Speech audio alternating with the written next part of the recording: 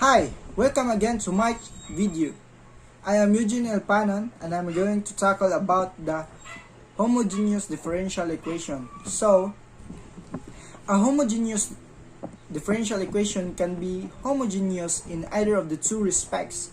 A first-order differential equation is said to be homogeneous if it may be written where f and g are homogeneous functions of the same degree of x and y. So, in this video, I am going to tackle on how to solve a homogeneous differential equation. Homogeneous differential equation. So, mdx plus ndy is equals to 0. So, we need to identify that m and n term. So, if m is simpler than n, we can use this. Let x is equals to vy, dx is equal to vdy plus y dv. So, if n is simpler than m, we can use this. Let y is equal to vx, dy is equals to vdx plus x dv. So, we can now proceed to the example number 1. So, quantity y plus 3x dy plus quantity x minus y dx is equals to 0. So, we can identify that it is an homogeneous differential equation because each term has each term has an exponent of 1. So, y exponent 1, 3x has exponent 1, x 1, y have 1. So, it is a homogeneous differential equation. So, next is to identify that what is the easiest term. So, y plus 3x is easiest than x minus y because it is positive. So, dx is m, so dy is n. So, we can use the dy n.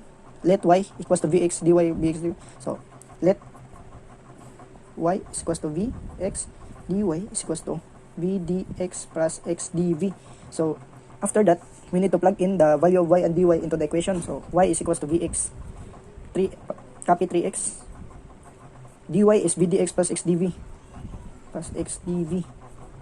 then copy the sign, x, y is vx, so y is vx, dx is, we need to copy dx. Then, after that, we can distribute the value to each term so that we can simplify. So, vx times v dx is equals to v squared x dx. So, vx times x dv is vx dv. Then, vx squared dv.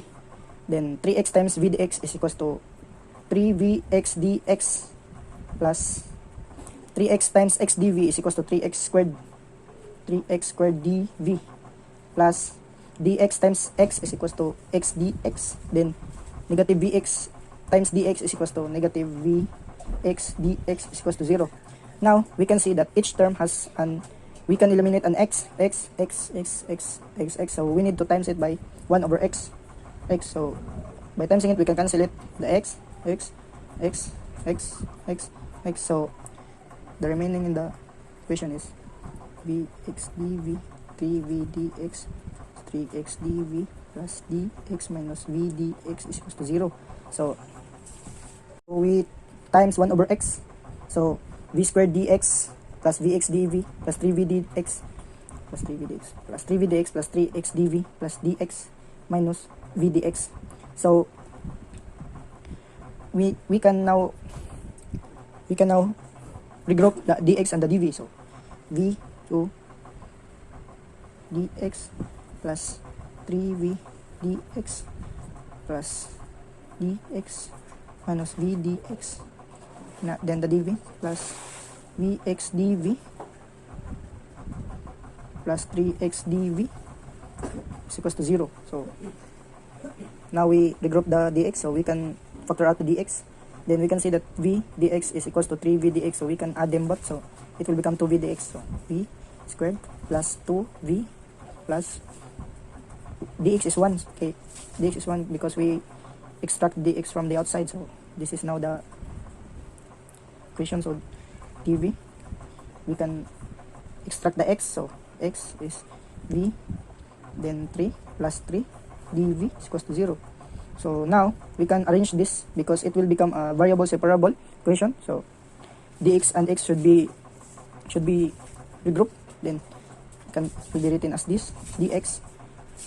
So, to have a simple look, so, we can times them both by this whole one, v squared plus 2v plus 1, and the x. So, we can eliminate the x on the other side. So, we can cancel now this whole equation and put it on the other side as a denominator. So, the x, we can move it to the dx. So, it will become like this, plus v plus 3 will be remaining numerator, and the v squared plus 2v plus 1 then is equals to 0, and let's not forget the dv. Then after that we can factor out this quadratic equation into v plus 1 squared, so we can rewrite that as x plus v plus 3 v plus 1 squared dv equals to 0. So because it have variable separable, we need to integrate the equation, so integrate dx over x and integrate this term. So we know that dx over x is du over u, so it is equals to ln u, so it will become ln x. Then after that, to understand this one, we can destroy it and distribute it just like this. It can be written as this: v plus 1 plus 2 over v plus 1 squared, or we can write this as v plus 1 over v plus 1 squared plus 2 over v plus 1 squared. Then we can integrate now. So the integration of this is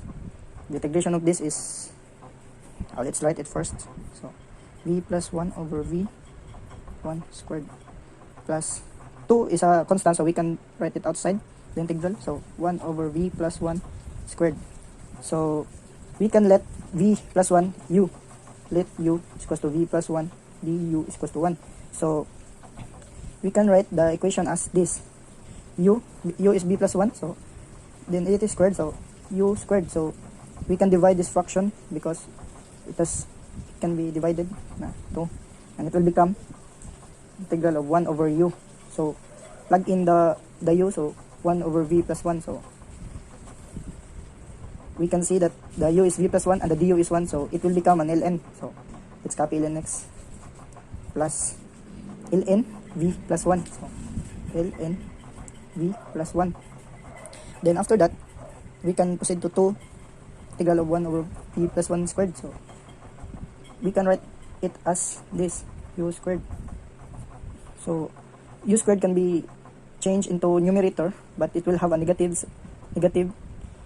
exponent, so it will become as this: 2u negative 2 du. So the integral of u to the power of negative 2 du is n plus 1 over n plus 1, so it will become negative 1. So we can now have a denominator of negative 1, so it will become negative, so it will become 2 times 1 over u. Then we can combine this one. 2 will be the numerator, then 1 will be the sign, so we can write this as 2 over, plug in the u, which is the v plus 1, so v plus 1 is equals to 0. So after that, we know that we can add 0 as LNC, because LNC is unknown. It can be 0, it is a constant, so we can write it as this: plus ln v plus 1 minus 2 v plus 1 is equals to LNC. So LNC is a constant, is a known constant. It can be 0 or it can be any number, so we can write it as LNC. So we need to proceed to another paper so that we can copy that: ln x plus ln v plus 1 plus 2 v plus 1 c. So LNC. After that, we need to arrange the equation so that it can be simplified. So it can be ln x plus ln x plus 1. The 2v will be moved to the other side, and the lnc can be moved into the other side.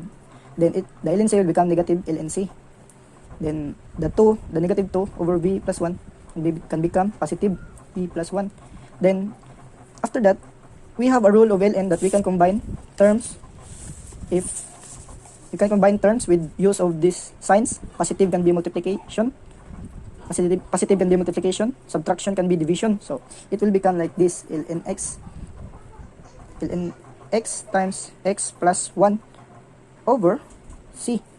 So all the ln have been grouped, then is equals to 2 over v plus 1. So it is not our final answer yet, because we will change the v, because we let y is equals to vx in the beginning. We let y is vx into the beginning, so we need to get the value of v.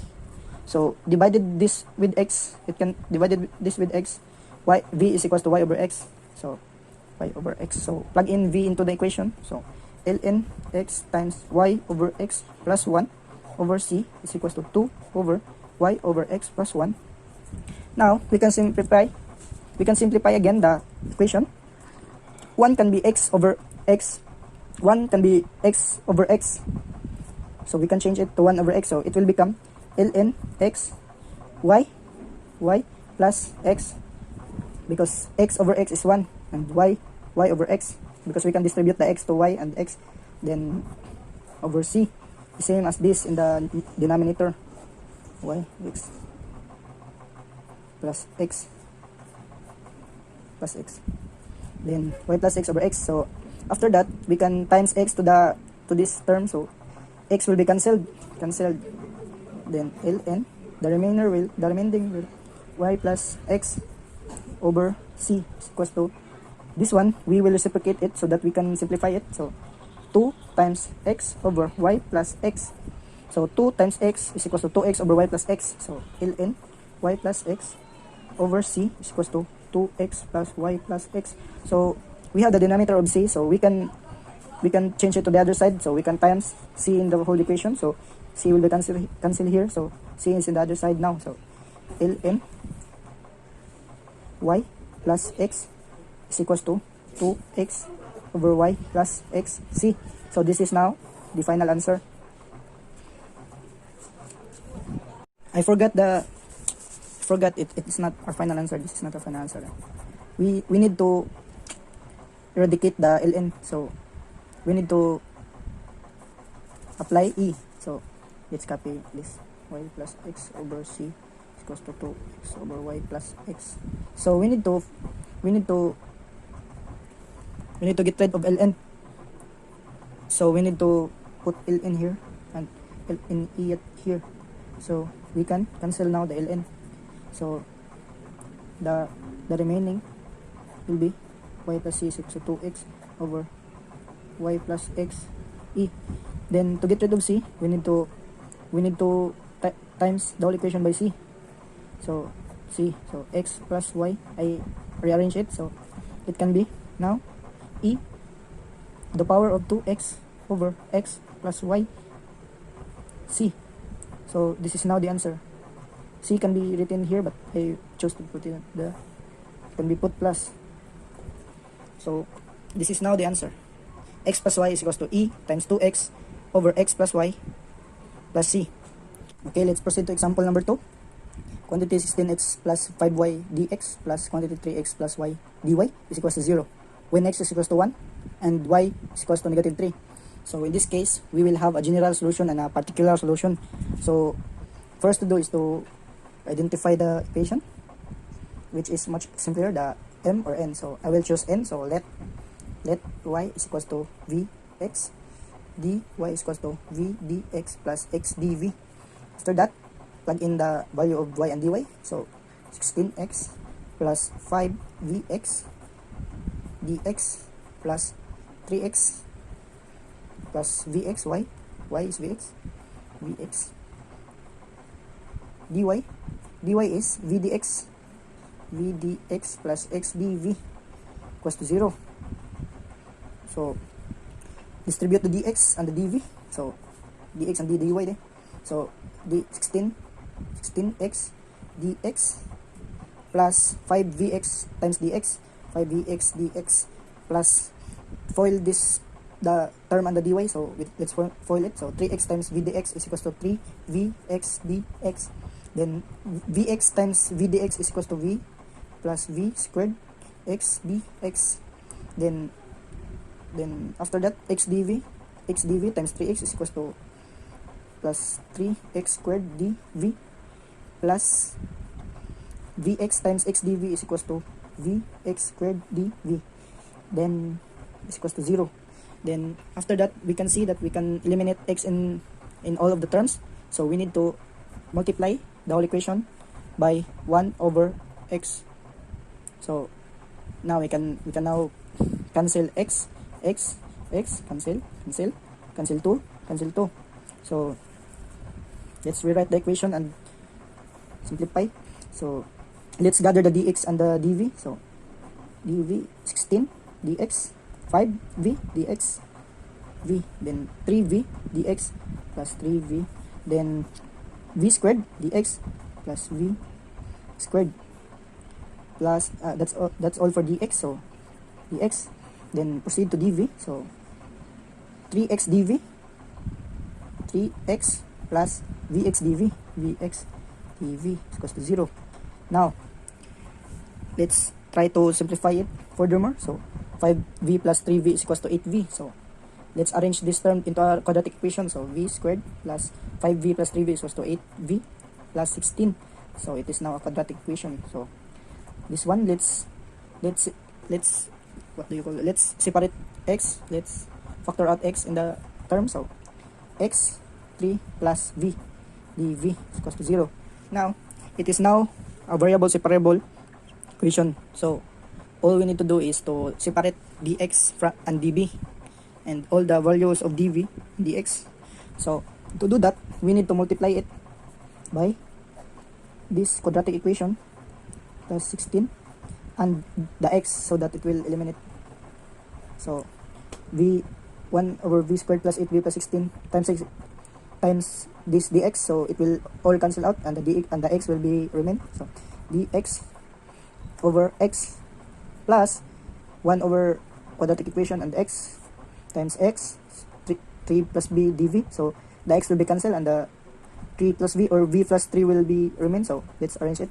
V plus 3 over the quadratic equation. So v squared plus 8v plus 16 is equals to, let's not forget the dv, 0. Now to solve this, we need to integrate it, but it is a quadratic equation. We need to factor out it. So we need to factor out v plus 3 over v plus 4 squared. This is the factor of v squared plus 8v plus 16.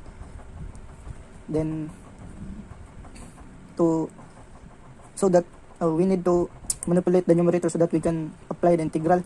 So manipulate it, we can make it the same to the denominator before, and it's minus 1 so that it will remain 3 over v plus 4 squared.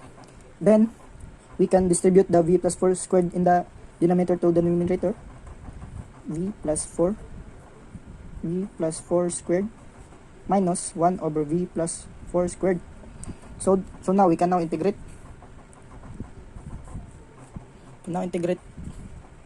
Integral. So let's write it here because it cannot be seen.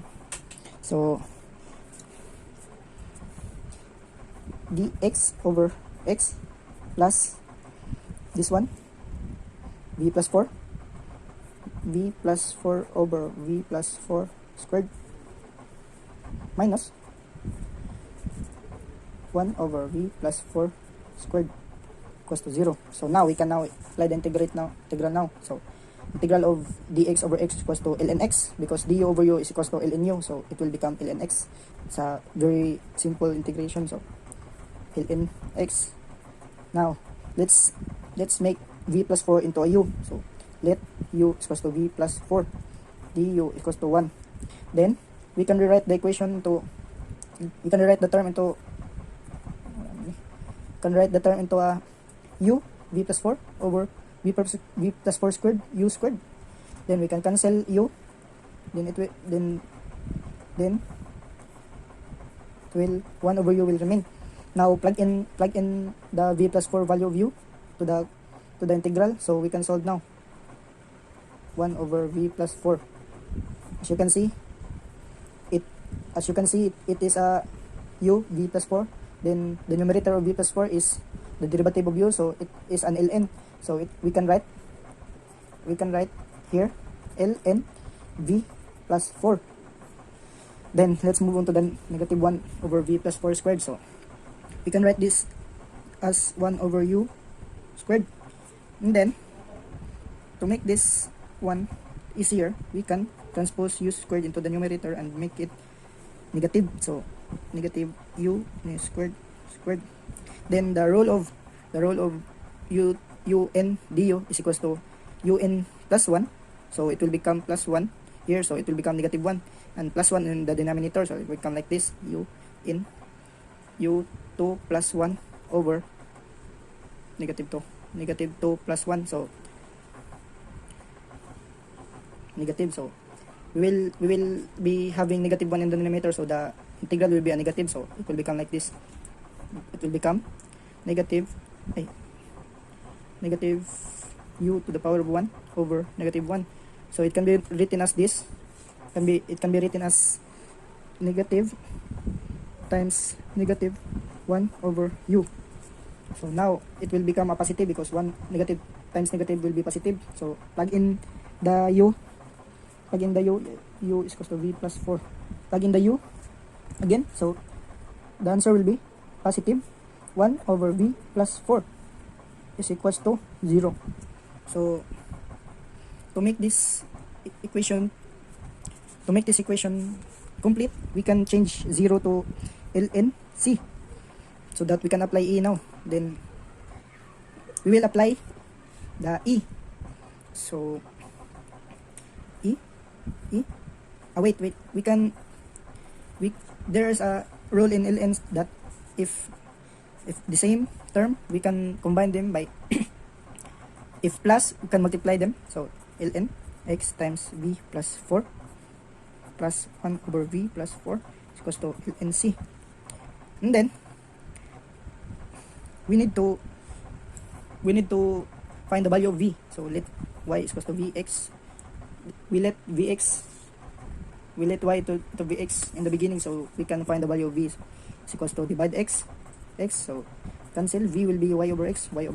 So plug in y over x into the equation, so ln x times y over x plus 4 plus 1 over y over x plus 4 is equals to ln c. And then distribute the x.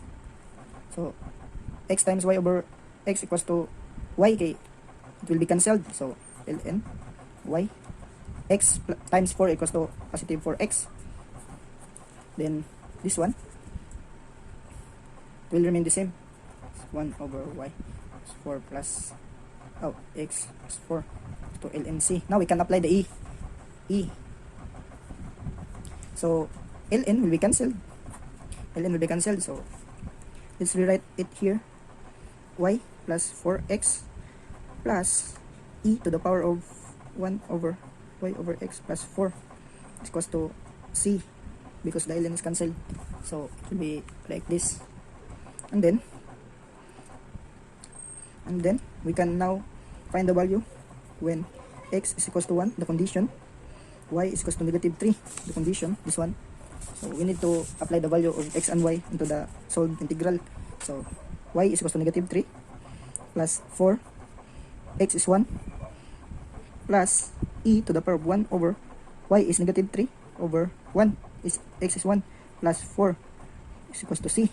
Now we can calculate it. So we can calculate negative 3 plus 4 times 1 plus e to the power of 1 over fraction negative 3 over 1 plus 4.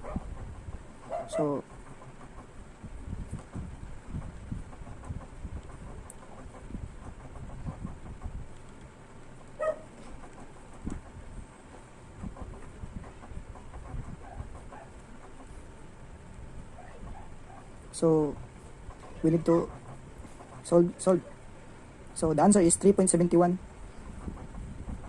So we can round it off. C is equals to 3.72. So this is the general solution, this one, and this is the particular solution. X plus e 1 over x plus 4 plus 3.72. This is the particular solution, and this is the general solution.